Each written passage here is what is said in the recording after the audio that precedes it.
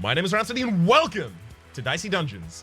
Dicey Dungeons is Terry Cavanagh's new game. It has just been released on Steam, but you might have caught wind of it previously in its iteration on itch.io.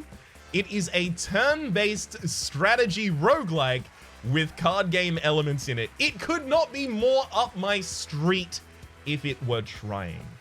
You might know the creator of this game, Terry Cavana, from previous projects such as VVVVVV, as well as Super Hexagon. Let's leap into it. So the theming is that there is a game show going on. The only thing that I've done so far is click the start button in order to load into this cutscene, which will then lead into the tutorial that will actually explain the gameplay itself. Note, I have played a little more of this game than will be shown here in the first episode. In fact, I played a fair bit more than that, but that was back before it was actually in official release on Steam. So a bunch of things have also changed since the point that I had experience with the game. All right, let's jump in.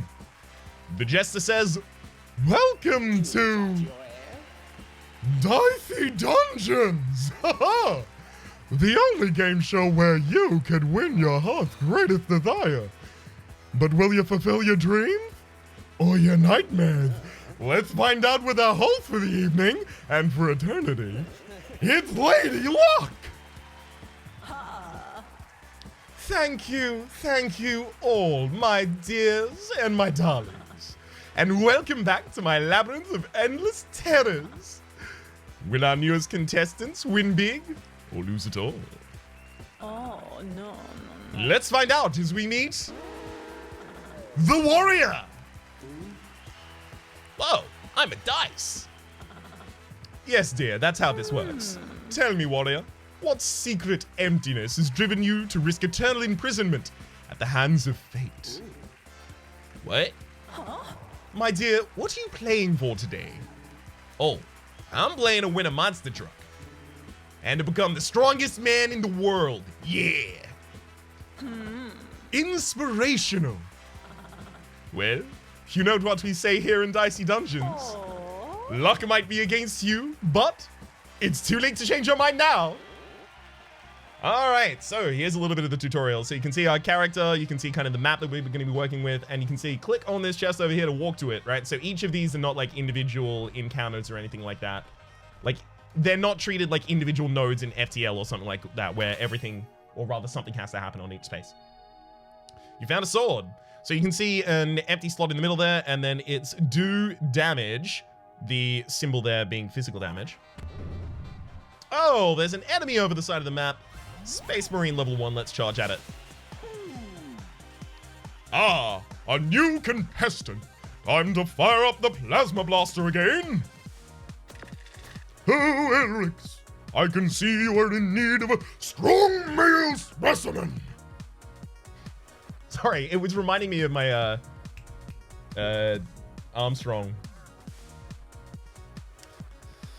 Drag your dice to the sword to use it. Yep, so we have a die that has rolled a 5. Drag that over to the sword. Inflicts 5 damage. Nice, because you used a 5. That did 5 damage. Now it's his turn, and I will click the end turn. From Full Metal Alchemist Brotherhood. Anyway, yikes. When that thing gets to 0, it's going to hurt. So that is a amount of charges that you have to spend in order to actually retrieve that effect. Oh no, you rolled a 1. It's okay. This happens from time to time. The warrior has a special ability. You can re-roll up to 3 times a turn. So I'm just gonna pop that re-roll at 4, try again, re-roll at 3, try again, re-roll and get a 6. Perfect. Well, let's use it on our sword. Bam, solid 6 damage, and I'll end my turn yet again. Space Marine is gonna give us a big old what for? Good hit. When you take damage, it charges up your limit break. So you can see the limit break is the action here. Fury, double your next action. I'll click on Fury to use it. And then double the action of 6 damage to kill the enemy.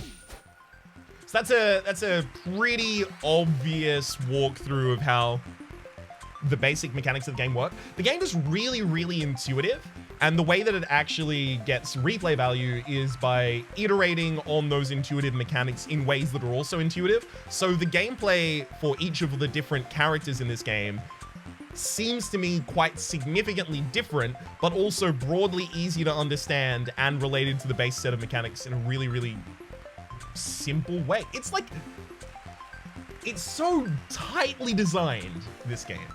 So we got 1 gold as well as 1 experience. The next level is in 1 more piece of experience.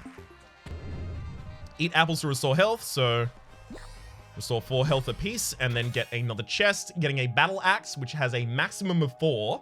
So the restriction is placed on a die put into it of a maximum of 4, and it does twice the damage of the die you put on the inside. Another enemy. Let's run at the hothead. Sweet. It's like, oh, this battle axe is more powerful than you saw, but it needs a 4 or less. Yeah, so I'll use the 6 on the sword, because that's always going to be the best move for us. And then roll until I get the 4 for the perfect hits. All right. Some equipment will inflict status effects when used. This fireball, for example, it is going to burn. So you can see deals fire damage, but it also burns. It's important that there are different elemental types of damage. There's physical damage we can see on the sword and the battle axe. And on the enemy's moves, we could see fire damage was being dealt. And that's just in case you have weaknesses or strengths against certain elemental types of damage. Is my understanding of it at the moment, at the very least. So when a die is burned, a next dice is set on fire, and it costs 2 HP to extinguish it. So you extinguish it by picking it up at all, and then you'll just be taking the damage immediately. That 2 HP, by the way, is also going to charge my Fury, double the next action, so you can use damage taken from burn in order to charge your limit break. So I'm going to be doing that.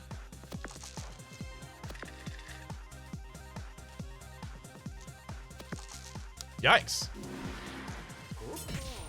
Thankfully, we still had the kill for that turn. That's why I didn't roll the 5, because it was just a safe kill that I was holding. So we get an extra golden extra experience. Congratulations, you're now level 2, and your maximum health is increased by 4. So maximum health is a stat that increases with level gain, as well as receiving an extra dice. Excellent.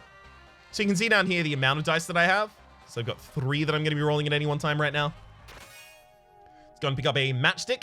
A even die can be used on this. Dice. Dice singular, die plural. Yeah. I'm going to try and not make that mistake as many times as I fear that I will. But I can only try. Matchstick. Even. Burns a dice and it is reusable.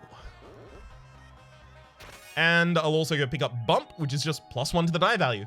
Now, this is the first die that we've seen so far that it gives you a die back. So there's an input of 1 die and an output of 1 die. This is important later when you come into doubling actions and you input 1 die but get 2 die back out. All right, and then let's also pull up the equipment. So you can see the backpack, it is all organized in straight up boxes, right? And the equip slots are limited by space. So we can have the sword, battle axe, matchstick, and bump, but if we had anything else, we would have to start making decisions. And obviously we can have twice as many bumps as battle axes at the moment, at least. Go to a jester.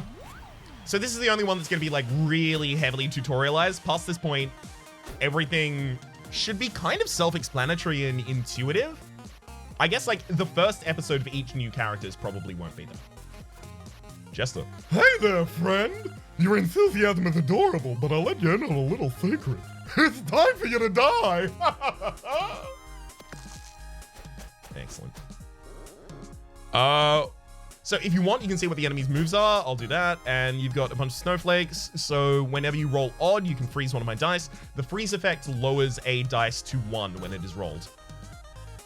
All right. Well, I already have the best effect that I can do here, which is just, I'll battle axe you. I'll deal that damage. And then actually what I'm going to do to try and burn more of your die rather than just going even is I'll put this in for dice value +1. And you can see that actually tried to give us a 7 and instead gave us 2 die back, a 6 and a 1. So now I'm going to roll this, getting an even, and then burn 2. Ah, the good old pro strats right there. And it actually was impactful. Otherwise, this would have been the only burning die and the enemy wouldn't have had to lose any HP. Okay. Well, we know the 4 is already committed to there. So I'll always be rolling the lowest die unless I already... lowest dice, rather, unless I already have a better position for it to be in. Great. And the Jester's equipment changes every single turn, right? So I can't really be too consistent against them. So they have inflicted a bunch of shock. Shock temporarily disables random equipment, and you can use a dice to unshock. So here I will unshock that, use a battle axe. Then I'm going to re-roll this, trying to get a matchstick charge. Beautiful. Seems the most useful thing I can do that turn. Now we're down to burning. Yeah, I should just be able to kill the enemy. Sweet. Right? Yeah, let's go for it in a single hit. I could have sworn it was time for you to die. Is my watch wrong? What time do you make it? Alright, so we get 1 extra gold, 2 extra experience, and we can see that it's 4 experience for the 3rd level. And we bounce out. I think this is now like a normal non-tutorial. Like, I think they tutorialized the first floor and then the rest of it is just a normal run. So this, I think, qualifies as our first normal run. Hell yeah. Let's go. Alright. So we have the choice of the Wizard or the Dryad. I don't really have any particular reason to go fight one over the other. Except I could go get more equipment if I fight the Dryad first, or I could go to a shop if I fight the Wizard first. Just gonna give it the Dryad. Dryad is strong against poison and rolls 3, has 26 max HP. But yeah, I'm not gonna risk like re-rolling to try and get a 6 and then plussing 1 in order to get an extra 6 and then a 1 and then trying to re-roll to get an even card. Yeah. That's a bit much to try for there. So the enemy has the ability to poison us, but they also have another one there that we should have a quick look at. And the reason is because these can also show up for us, as in equipment for us to use in our own runs. So it's important to kind of have a look at each of these different things. So there's the Venus Flytrap, deal 6 damage on a 6, restore 2 health. Pretty useful. As the Poison Slingshot as well, which I think was 12 by base, add 4 poison. Also, we have a Fury, but I'm not going to need that to kill the enemy, so I'll just hold off on using that Fury until... this will be fine. Until the next combat, because the Limit Break is actually held between combats. Choose reward. Spiked Shield for a maximum of 5. If we put an even into it, then we'll deal damage equal to the amount we put in. If we put an odd in, then we'll gain shield equal to the amount that we put in. The important thing here is you can never deal 6 damage with this, obviously, because it's max 5. So that means if you want to deal damage with the spiked shields, even though it's a max 5, the maximum you can do is 4, because otherwise you're putting an odd in. Also, shield is just, as you might expect, straight up block incoming damage. Like temporary HP. There's also Boomerang, deal 2x damage to the enemy, but only 1x to yourself. However, that's also small, so it's much easier to get into my build. I think I'll take that because I don't want to get rid of Bump yet. And Bump is a half space as well, whereas I can get rid of Matchstick, that's fine. Just going really aggressive here. Also, the damage that I deal to myself with that Boomerang is going to charge up my Fury, so I'm going to try and chain those off correctly. Bump, another bump for extra dice value. That's unfortunate. Can't take that over anything there, I don't think. Right, let's go for the Wizard. Hell yeah. So I'm just going to +1 of that dice value. I'm going to double this Fury, hitting the enemy for 12, but myself for 6 each time. That actually charged up my Fury again, and then I'm just going to kill the enemy. So this is very much like a Berserker's kind of build. But I feel like there's a little bit of HP left on this floor, stuff like that. I can probably afford to do it. Yolanda. Oh god, I have to come up with a new voice as well. Oh, a new adventure. No, that's gonna hurt my voice. That's gonna hurt my voice if I try and do that for too long. A new adventurer. Come on in. Welcome to Dungeon Supplies for you. I've got some great stuff in stock. Need socks, weapons, small house plant. There's Midnight Charm over here. Roll 2 6s. Now, roll 2 6s is pretty good for me because that is a good sword as well as a good, not boomerang. No, good sword and good boomerang, both into Midnight Charm. That's really good. There's also Taser, max damage of 3. It shocks the enemy and does that damage. And then Snowball, which does that, but odd. I'm going to take Midnight Charm, and I'm going to replace the bump with Midnight Charm. Okay, so over here we can see an anvil. You can use those to upgrade pieces of equipment. So think of that as kind of like roughly analogous to the system in Slay the Spire where you upgrade a card and it becomes that card plus, right?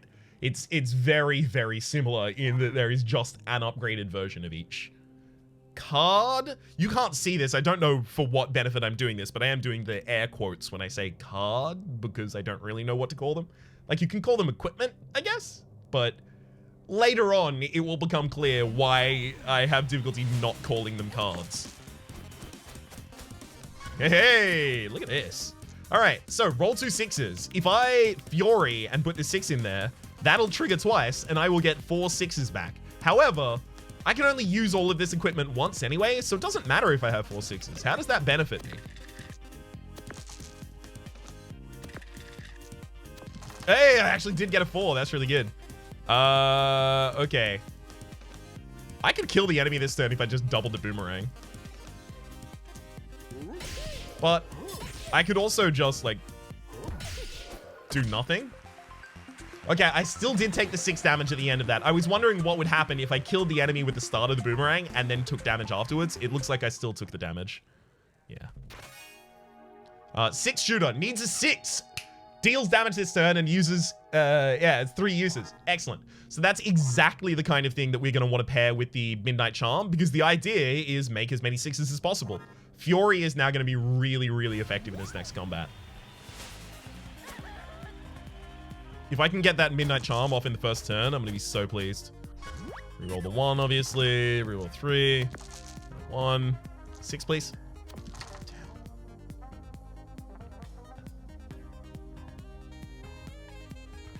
Fine. 1, 2. I'll Fury this. And that'll give me the ability to just absolutely wail on this enemy for a billion years. They're not going to be able to kill me in this time. So they have Poison Cloud, max 3, inflict poison, and Blight, double poisoned. It's on a 24, but that can be really potent. Got him. So the reason I was okay with doing all of that kind of berserker stuff is because I knew I was about to level back up, and leveling up full heals you. See? Also, I have all of this health just sitting around in case I need it. Ned. Hey, come on. Come in. I don't think we've met. I'm Ned. I'm in charge of equipment around here. There's a 6 shooter. The upgrade for 6 shooter gives it 6 usages in a turn. The upgrade for the battle axe removes a single space from its equipment weight. The boomerang deals 3 damage to you set rather than the amount of damage you put into it, and Midnight Charm only takes 5. Only taking 5 in order to roll 2 6s means that I can use only 1 die in order to get 2 6s. That's pretty good. Seems good to me. Climate is weak to points. Interesting. Alright. Throw that 5 in there. Oh, it's going.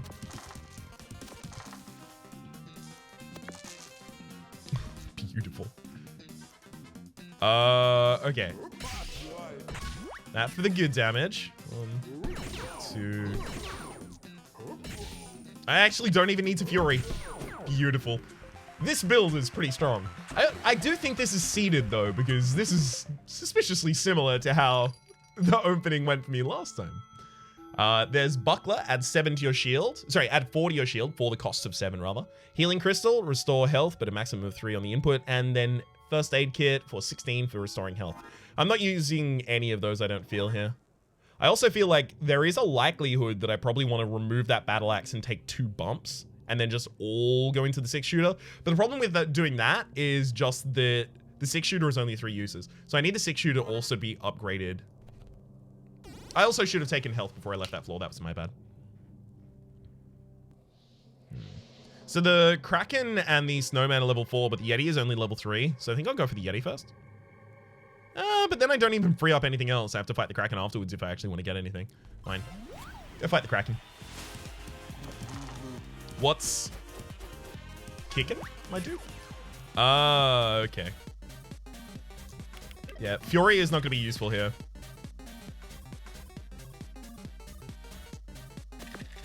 One, 2, 3. Oh, we are so close to killing the enemy this turn as well, by the way. Oh, it could have been so good.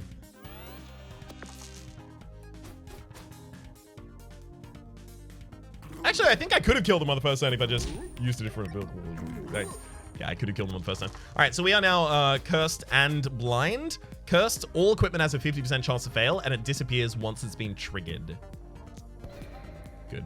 And then there's also blind. You cannot see the dice value, but that's fine. I got the 6-shooter. So go for the kill. Excellent. You can see I'm missing 7 experience for the next level. It's exactly these two who's going to get that. Claw, maximum 3 damage, but it does the damage and adds a single poison. Yeah. Useless. I'm glad to have seen the extra option, but it is useless to me.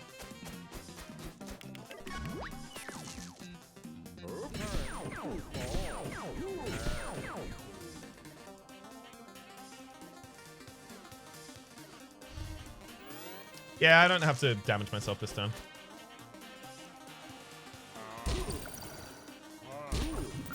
At least they couldn't freeze all of my dice. Oh, right. It targets your highest dice in particular, by the way.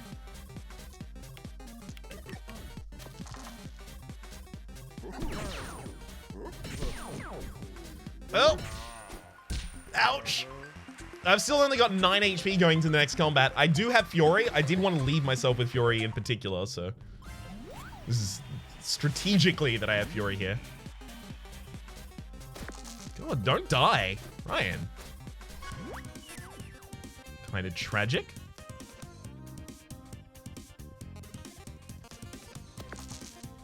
Okay.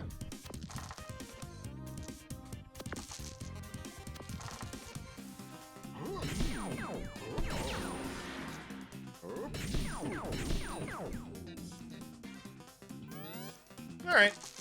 Oh my God, you rolled real high. Oh, no, I'm not screwed. Oh, because you can only hit me on odds. Hell yeah. Oh, much appreciated. Okay, so a 6, a 6.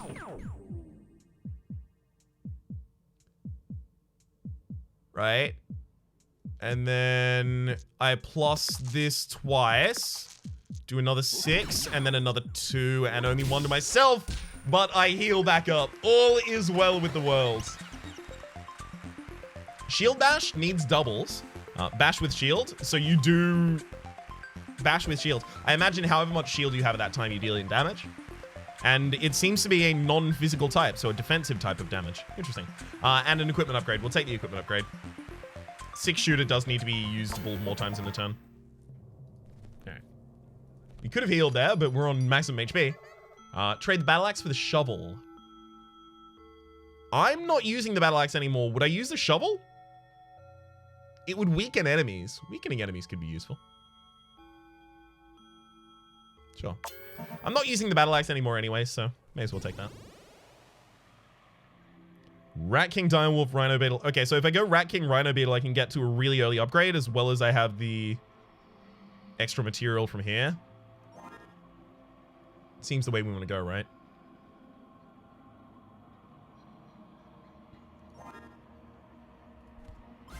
Alright. So my Fury is 6 HP away. Which means if I use a boomerang, I can actually get the Fury to full. Which I think I will do.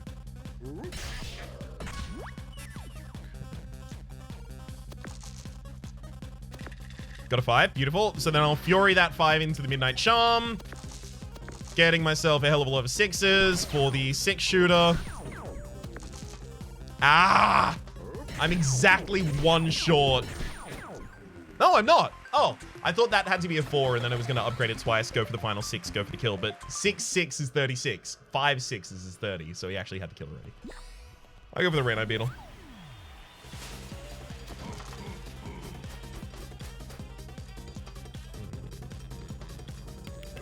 Alright. Don't really have too many ways that I can interact with this differently.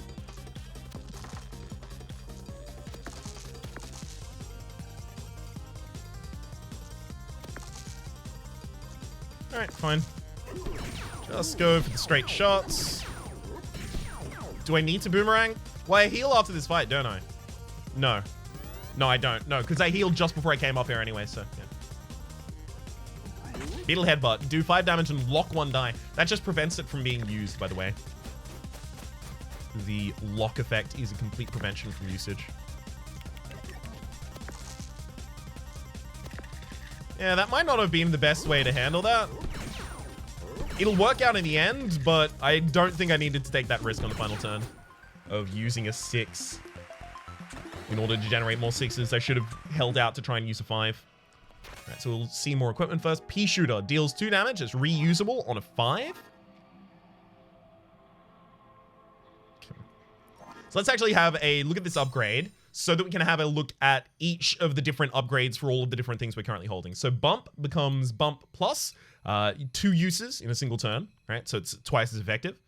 Boomerang, we've seen the upgrade before.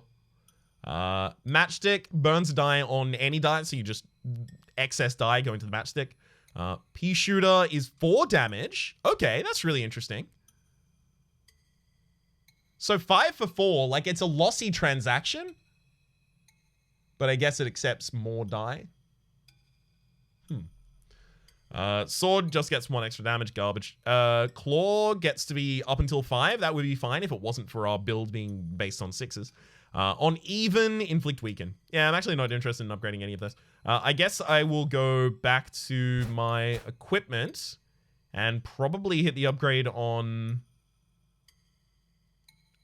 Boomerang. Deal less damage to myself. Alright. Let's go down and fight this dire wolf. Maybe we should have done this first, gotten an extra option. Yeah, I suspect we shouldn't have done, should have rather done this first to get an extra option. I mean, look, if you're just gonna give me, like, just straight up ridiculous amount of damage on turn 1, I'll take it. Dire Wolf Howl needs doubles to curse the enemy. Like, heck, they haven't got that. So yeah, poison is exactly what you might expect. Lose HP at the start of your turn and it pierces your shields, and it decreases each turn.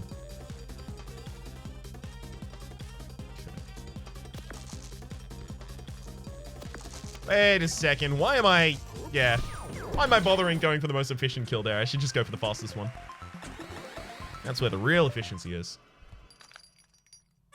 Okay, so I can get another piece of equipment upgrade. There's also Juggling Ball, deal 3 damage, get a new dice. What was your voice again?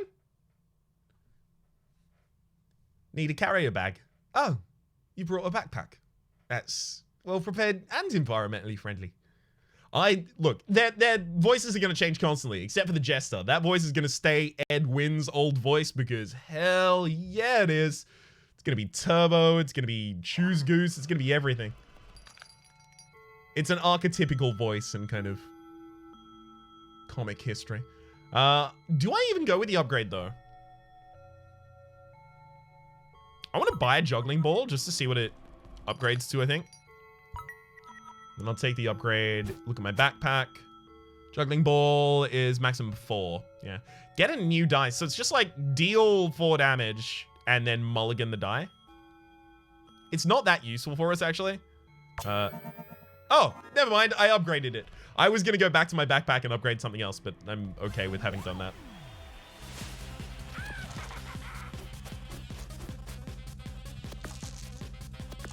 Ooh. Finally. Also being pretty poor here.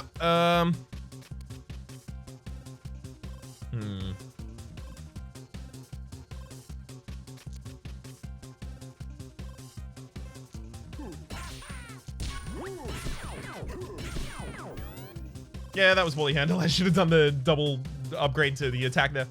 For some reason, I thought I was going to Fury a different thing. Wow, the enemy had a perfect turn there. Bunch of damage. Got a giant curse on me as well. Okay. I did that to try and get rid of the curse.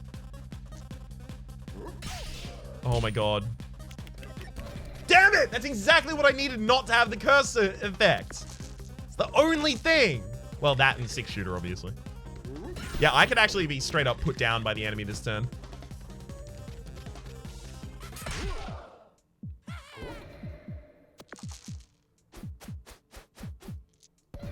Oh, thank you. And now I can actually just guarantee the kill. And that's our full heal as well. Whew. Back out of the danger zone. Alright, there's my extra dice. That's going to be so useful. And down to the final floor. Warrior versus Madison. Fight! Madison is immune to freeze. Hi, I'm Madison. I'm 12 years old, and I'm here to make sure you lose. All right, Madison. I'm here to make sure you can't make sure of that. Oh, ooh, good shot so far. Oh, 6. Lovely. Okay, 5. So we can get another one of these out. And yeah, I missed maximum 2 damage that turn. From what my build can do, at least. So campfire, +1 damage. All right, we'll actually have to look at her abilities because it's a little bit of a problem. You can see that she has the effect of Fury as well. Next equipment will be used twice. So campfire, +2 damage, or rather 2 fire damage, burn a dice, and add a burn per usage. Or, sorry, not a burn, but add 1 extra damage, 1 fire damage per usage. There's also do 3 + 1 damage, 3 uses this turn, and chocolate cookie for repeat next attack. Me.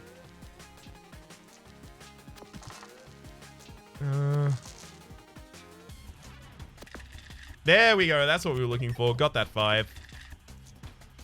And heck, we have a pretty dang easy kill right here. To the town of Alwafria rode a stranger one fine day. Sorry, just Congratulations! Your very first victory! am I super strong now? Well, no. But look, you're off to a great start. You beat the whole episode. Just 35 increasingly difficult episodes to go. Wait, what, 35? Increasingly difficult. And of course, every time you beat an episode, you get a chance to spin the wheel. And if the wheel ends up on a star, you get to take the leap. You get to leave the dungeons and take home your heart's desire.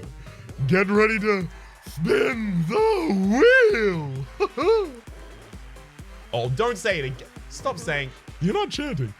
Oh, sorry. Spin the wheel. Spin the wheel. Here we go. It's currently area like the Choose Gooses rather than... Maybe I should add some more pepper into it. Bad luck. No pride this time. Definitely not. But never mind, there are plenty of episodes to come. Spin the wheel. Spin the wheel. You can stop chanting now. Episode complete. Episode 1, The Warriors Welcome. Excellent. Got that locked in. And I have unlocked the Thief, our next character, who we will be running in the next episode, predictably. For the moment, my name is Rhapsody. The name of the game has been Dicey Dungeons. There is a link in the a link in the description down below to the Steam store page where you can find this game to pick it up yourself. There is also a link in the description down below to the playlist for this series to contain all content present and future. And also, I don't say this particularly often, but it is important on the first episode of a new series. If you do like the content, please click like. It does help get my content out to new people and also gives me the warm, fuzzy feelings on the inside of my chest. Hopefully you've been enjoying yourselves, and hopefully we'll see you next time.